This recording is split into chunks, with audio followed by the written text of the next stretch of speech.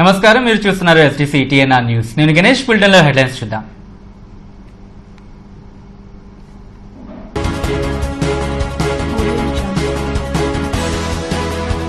ఇస్రో శాస్త్రవేత్తల ప్రయోగం ఫలించడంతో సర్వత్రా హర్షం. కుర్మనపాలెంలో భారీ జెండాతో విద్యార్థుల ప్రదర్శన.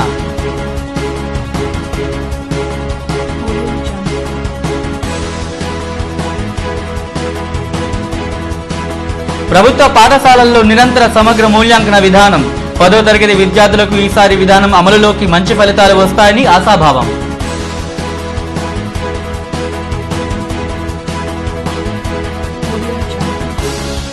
చిల్లర వర్తకులంతా గుర్తింపు పొందాల్సిందే.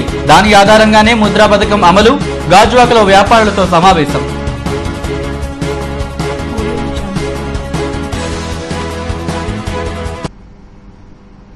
ఇక డీటెయిల్స్ లోకి వస్తే, ఇస్రో శాస్త్రవేత్తల ప్రయోగం విజయవంతం కావడంపై యావత్ ప్రజలు సంతోషం వ్యక్తం చేస్తున్నారు.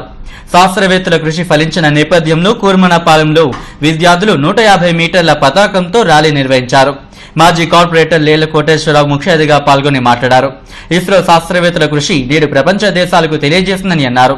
104 ఉపగ్రహాలను ఒకేసారి రోదశలోకి పంపి ఘనత సాధించారని కొనియాడారు. ప్రపంచ అంతరిక్ష ప్రయోగాల్లోనే ఇస్రో నూతన అధ్యాయానికి తెరలేపిందని అన్నారు.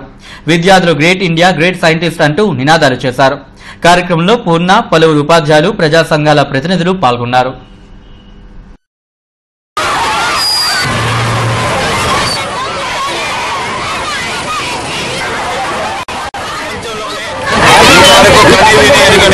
ఉపగ్రహాలన్నీ కూడా 135 ఉపగ్రహాలని ఈరోజు పంపించడం జరిగింది. 105 ఉపగ్రహాలను కూడా ఒకేసారి పంపించడం అనేది నిజంగా ఒక గొప్ప పరిణామం అని చెప్పవచ్చు. మన శాస్త్రజ్ఞులందరికీ కూడా మన భారతదేశం అంతా కూడా వారికి వందనాలు తెలుపుతుంది. ఎందుకంటే ఎప్పుడూ కూడా అమెరికా కానీ, రష్యా కానీ, లేకపోతే పెద్ద దేశాలన్నీ కూడా మేము శాస్త్రవేత్తలందరూ కూడా మా దగ్గరే ఉన్నారని ఒక గర్వంతో ఉండేవారు. అలాంటిది మన భారతదేశంలో కూడా ఒక 105 ఉపగ్రహాలన్నింటినీ కూడా పంపించడానికి అది ఒక చిన్న ఇది కాదు. అలాంటిది మన దేశంలో ఒక శాటిలైట్స్ అన్నింటినీ కూడా మనం అందరం కూడా ఈ 4G కానీ, 3G కానీ, లేకపోతే ఇవన్నీ కూడా 5G కానీ వచ్చింది అంటే ఓన్లీ శాటిలైట్ ద్వారానే మనం అన్నీ కూడా మన అందరికీ కూడా వస్తున్నాయి. శాస్త్రవేత్తలకి మన ఇండియన్స్ అందరూ కూడా రుణపడి ఉండాలి. ఎందుకంటే ప్రపంచంలోనే మన ఇండియాలో టెక్నాలజీ పరంగా నెంబర్ 1 పొజిషన్లో ఉంచాలని ప్రయత్నం చేస్తున్నారు. దాంట్లో మన ఇస్రో శాస్త్రవేత్తలు సక్సెస్ అయ్యారు. దానికి ప్రత్యేకంగా దానికి కృతజ్ఞతగా ఈరోజు ఇక్కడ స్టూడెంట్స్ అందరూ కూడా 150 ఫీట్ జాతీయ జెండాతో 400 మంది పిల్లలు సంఘీభావం తెలుపుతూ ఇండియా సక్సెస్ కి మూల కారణం ఇస్రో శాస్త్రవేత్తలు చెప్పి వాళ్ళకి కృతజ్ఞత తెలియజేసుకుంటూ, ప్రభుత్వ పాఠశాలల్లో కొత్తగా అందుబాటులోకి తెచ్చిన నిరంతర సమగ్ర మూల్యాంకనం విధానం అనుకున్న దానికన్నా ఎక్కువ ఫలితాన్ని ఇవ్వనుంది. ఈ ఏడాది 10వ తరగతి పరీక్షలకు హాజరయ్యే విద్యార్థులకు ఈ విధానం ద్వారా మరింత రాణించే అవకాశాలు కనిపిస్తున్నాయి. ఇంతకు ముందు బడిలో నేర్చుకున్న పాఠాలతో పాటు ట్యూషన్లు, గైడ్స్ పైన ఆధారపడేవారు. ఇప్పుడు వాటిని పక్కన పెట్టి కొత్తగా ఈ విధానం అందుబాటులోకి తెచ్చారు. ఉపాధ్యాయులు చెప్పే విషయాన్ని అర్థం చేసుకుంటూ దానికి విద్యార్థుల మేధోశక్తిని జోడించి పరీక్షలు ఇచ్చే ప్రశ్నలకు సమాధానాలు రాయొచ్చు. దీనివల్ల అనుకున్న దానికన్నా ఎక్కువగానే మార్కులు వచ్చే అవకాశాలు కనిపిస్తున్నాయి. మరికొద్ది రోజుల్లో 10వ తరగతి పరీక్షలు రాయనున్న విద్యార్థులను ఈ విషయమై అడిగితే కొత్తగా తీసుకొచ్చిన విధానం వల్ల ప్రయోజనం కలుగుతుందన్న నమ్మకం ఏర్పడిందని చెబుతున్నారు. ఉపాధ్యాయులు కూడా ఈసారి పరీక్షల లక్ష్యాన్ని చేరుకుంటామని ధైర్యంగా చెబుతున్నారు. రూల్స్ అండి ఇవి ఏంటంటే పరీక్షలు నిరంతరము విద్య మూల్యాంకనమే. ప్రతి యూనిట్ ప్రతి రోజు పాఠం చెప్పడం, 5 నిమిషాలు మూల్యాంకనం చేయడము ఈ విధానంలో పిల్లలందరూ కూడా టీచర్ ప్రాక్టిక్ అంటే పీపీ యాక్టివిటీ ఎక్కువ ఉంటుంది. పిల్లలే ఒక ప్రాజెక్ట్ ఇచ్చామనుకోండి, వాళ్ళే ఆ ప్రాజెక్ట్ విధానం ఎలా చేయాలి, ఏం చేయాలి, ఫీల్డ్లోకి వెళ్దాం. ఒక ఫస్ట్ ఎయిడ్ చెప్పారనుకోండి, మన ఎగ్జాంపుల్ ఫస్ట్ ఎయిడ్ అంటే హాస్పిటల్కి వెళ్ళి డాక్టర్ దగ్గరికి వెళ్ళిపోయి నర్స్ దగ్గరికి వెళ్ళి మేడం ఎలా చేయాలి, ఏం చేయాలని పిల్లలే అడిగి తెలుసుకుని మాకు వచ్చి ఇలా చేసాం టీచర్ అని చెప్తున్నారు. దానివల్ల ఏమైనా పేపర్ కూడా రేపు ఎగ్జామ్ పేపర్ కూడా ఏ క్వశ్చన్ ఇచ్చినా పిల్లలు అటెంప్ట్ చేసేలా ఉంటుంది సార్.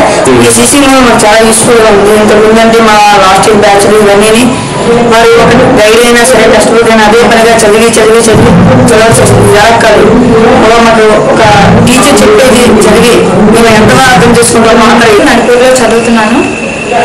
ఫస్ట్ ఆఫ్ ఆల్ ఏం చెప్పాలనుకుంటున్నానంటే సిసి మోడల్ చాలా బెస్ట్గా ఉంది.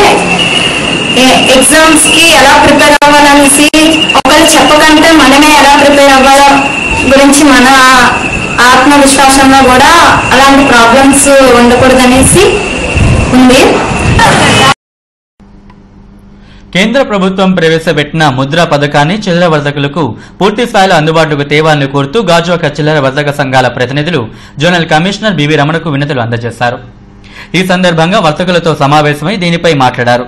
ప్రతి వ్యాపారికి గుర్తింపు కార్డు తప్పనిసరి అని అన్నారు. ముద్ర రుణాలు పొందేందుకు చిల్లర వర్తకులు ముందుగా యూసీడీ విభాగాన్ని సందర్శించాలని అన్నారు. ఈ పథకాన్ని సద్వినియోగం చేసుకోవడంతో వ్యాపారులు మరింత అభివృద్ధి చెందే అవకాశం ఉందని అన్నారు. మార్కెట్లో చిల్లర వర్తకులంతా జీవీఎంసీ పరిధిలోని గుర్తింపు పొందుతూ వివరాలు అందజేయాల్సి ఉందని తెలిపారు. సంఘం ప్రతినిధులు పప్పు అప్పారావు, కసిరెడ్డి సత్యనారాయణ, ప్రకాష్ తదితరులు పాల్గొన్నారు. కేంద్ర ప్రభుత్వం వారు అలాగే రాష్ట్ర ప్రభుత్వం ఏం చేస్తుందంటే మీరందరూ కూడా చిన్న చిన్న రుణాలు చిన్న వ్యాపారస్తులకు రుణాలు ఉద్దేశంతో ఈ కార్యక్రమం పెట్టడం జరిగింది. అయితే దానికి రుణం కావాలంటే ముందు మొట్టమొదటిగా మీకు గుర్తింపు కార్డు కావాలి. మీరు పలానా వ్యాపారం చేస్తారు, పలానా చోటు చేస్తున్నారు, ఇన్ని సంవత్సరాలు చేస్తున్నారు, మీరు ఇక్కడ ఈ ప్రాంతం నివాసం ఉంటున్న విషయం కూడా వాళ్ళు ధృవీకరించాలన్నమాట. అందుకోసమని మీకు మొట్టమొదటి ఐడెంటిటీ కార్డు ఇవ్వడం జరుగుతుంది. అయితే కొంతమందికి ఐడెంటిటీ కార్డు లేవు, లేకపోయినా సరే మేము ధృవీకరణ చేసి మొత్తం అందరికీ కూడా వీలైనంత ఎక్కువ మందికి లోన్ పెట్టాలని అనుకుంటున్నాం. ఇవ్వమని చెప్పేసి ఒక లెటర్ పెట్టాం. అలాగే రెండో ఆప్షన్ హిందుస్థాన్ జింక్ లో స్థానికంగా ఉన్న ఎమ్మెల్యే గారు కూడా ఆ రోజుని హిందుస్థాన్ జింక్ లో గాజువాక సర్వే నెంబర్లో అది 3 ఎకరాల్లో సుమారుగా 4-5 ఎకరాలు ఉంది కాబట్టి అది మీకు ఏర్పాటు చేస్తామని చెప్పేసి చెప్పడం జరిగింది. ఈ 2 కార్యక్రమాలు కూడా అక్కడ కానీ మార్కెట్లో కడితోడులో కానీ మార్కెట్లో లేదా హిందుస్థాన్ జింక్లో కానీ మాకు ఏర్పాటు చేయాలి. ఎందుకంటే మాకు పబ్లిక్ తరఫున కూడా చాలా ఇబ్బందులు అవుతున్నాయి. అందుకని అది ఏర్పాటు చేసే వరకు కూడా ఇది పుట్టుబోతులు ఆనుకొని ఈ మార్జిన్లో వ్యాపారాలు చేసుకోవడానికి అవకాశం ఇవ్వాలని చెప్పేసి అలాగే జోనల్ కమిషనర్ గారు కూడా ఆయన కూడా ఒక మంచి హామీ ఇవ్వడం జరిగింది. కార్డులు ఉన్నా లేకపోయినా అందరికీ మీరు 10,000 ఇస్తారా, 20,000 ఇస్తారా, 30,000 ఇస్తారా, అందరికీ సమానంగా ఇచ్చేటట్టు ఏర్పాటు చేయాలని చెప్పేసి ఆయన. గాజువాక 52వ వార్డు బాలచెరువు గ్రామంలోని శ్రీ ఉమారామలింగేశ్వర ఆలయంలో నవగ్రహాల ప్రతిష్టాపన కార్యక్రమం ఘనంగా జరిగింది. వేద పురోహితుల మంత్రోచ్చారణలతో విశేష పూజలు, అభిషేకాలు నిర్వహించారు. విఘ్నేశ్వర పూజ, పుణ్యావచనం, నీరాజన మంత్రపుష్పం వంటి పూజలతో పాటు హోమాలు నిర్వహించారు. కార్యక్రమంలో వర్తక సంఘం అధ్యక్షులు తిప్పల చిన్నప్పారావు, పి రమణారెడ్డి, అప్పలరాజు తదితరులు పాల్గొన్నారు. పరిసర గ్రామాల పెద్ద సంఖ్యలో తరలివచ్చారు.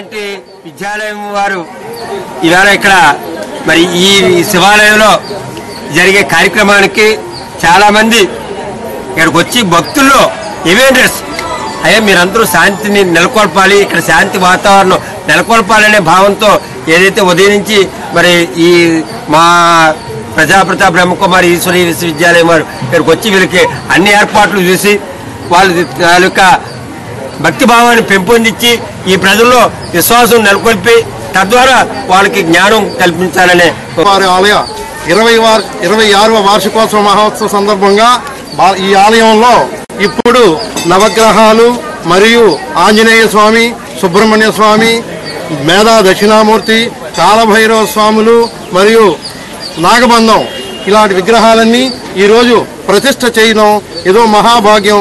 దీనికి భగవంతుడు ప్రతి ఒక్కరిలో దూరి వాళ్ళ తాలూకా ఆర్థిక సహాయం చేసి ఈ కార్యక్రమాన్ని ఇప్పుడు చేసుకుంటున్నారు. కార్మిక సంఘాలని సమస్యలపై పోరాటం సాగిస్తాయని నాన్ జేసీఎం సంఘాల ప్రతినిధులు తెలిపారు. ఉక్కులో జరిగిన సమావేశంలో ఆయా కార్మిక సంఘాల ప్రతినిధులు వరసాల శ్రీనివాస్, మస్తానప్ప మాట్లాడుతూ రివైజ్డ్ బేసిక్ పై 20% హెచ్ఆర్ఏ సాధించాలని అన్నారు. దీనిపై పోరాటం సాగిస్తామని చెప్పారు. జేసీఎంగా ఉన్న ఐఎన్టీయూసీ, ఏఐటీయూసీ, సిఐటియులు కార్మికుల సమస్యను పక్కన పెట్టేశాయని దుయ్యబట్టారు. హెచ్ఆర్ఏ సాధించే వరకు ఆందోళన కొనసాగుతుందని చెప్పారు. ఆయా కార్మిక సంఘాల నేతలు పాల్గొన్నారు. వాటిని ఫైనలైజ్ చేయడానికి సబ్ కమిటీని వేశారు. అగ్రిమెంట్ లోనే క్లియర్ కట్ రాసుకోవడం జరిగింది. 6 నెలల లోపల ఆ సబ్ కమిటీస్ దాన్ని ఫైనలైజ్ చేయాలని చెప్పేసి కూడా క్లియర్ కట్ రాశారు. అంటే 1/7/2014 అగ్రిమెంట్ అయితే 31/12/2014 లోపల దాన్ని క్లియర్ చేయాలని చెప్పేసి క్లియర్ కట్ అగ్రిమెంట్ రాసుకొని అందరూ సంతకాలు పెట్టారు. 6 నెలలు వ్యవధి మానేసి 2.5 సంవత్సరాలు అయిపోయింది. ఇంతవరకు దానికి ఫైనలైజ్ చేయాలి. 2.5 సంవత్సరాలు అయిపోతే ఆ వేజులను కూడా ముగిసిపోయింది. మళ్ళీ కొత్త వేజులను కూడా 1/1/2017 నుంచి స్టార్ట్ అయ్యి కూడా ఆల్రెడీ నెల 15 రోజులు అయిపోయినటువంటి పరిస్థితి. మరి ఒకసారి అగ్రిమెంట్ లో అంగీకరించిన తాలూకు విషయాలను కూడా పరిష్కారం చేసుకోలేని పరిస్థితిలో ఈ జాతీయ సంఘాలు గాను ఎన్జేసీ సంఘాలు గాను మేమే ఈ యొక్క స్టీల్ సెక్టర్ ని శాసిస్తున్నామని చెప్పుకునేటువంటి సంఘాలు మరి ముఖ్యంగా విశాఖపట్నం స్టీల్ ప్లాంట్ లో 30 సంవత్సరాల నుంచి 3 కార్మిక సంఘాలు 3 నాయకత్వాల్లో జరుగుతూ మరి మిగతా స్టీల్ ప్లాంట్లు ఎలాగుందో తెలియదు కానీ హెచ్ఆర్ఏ సమస్య అనేది విశాఖ కర్మాగారంలో 18,000 మంది ఎంప్లాయీస్ లో 6,000 మంది ఆఫీసర్లు తీసేస్తే 12,000 మంది కార్మికుల్లో దాదాపు మెజార్టీగా 8 నుంచి 9,000 మంది కార్మికులు హెచ్ఆర్ఏ మీద నెలకు ₹1,00,000 సంస్థ ఒక ₹1,00,000 మినిమం ఎర్రర్స్ కోసం వాళ్ళు వెయిట్ చేస్తున్నారు. ఇక బులెటిన్ ముగించేందుకు హెడ్లైన్స్ మరోసారి చూద్దాం.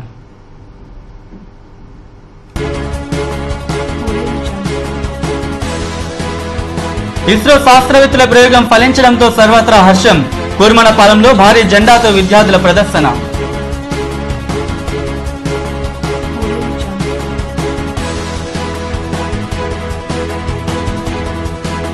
ప్రభుత్వ పాఠశాలల్లో నిరంతర సమగ్ర మూల్యాంకన విధానం. 10వ తరగతి విద్యార్థులకు ఈసారి విధానం అమలులోకి, మంచి ఫలితాలు వస్తాయని ఆశాభావం.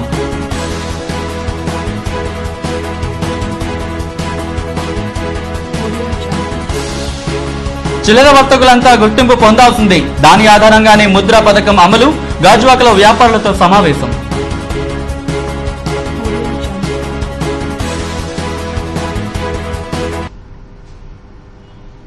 ఇంతటి వార్తలు సమాప్తం. నమస్కారం.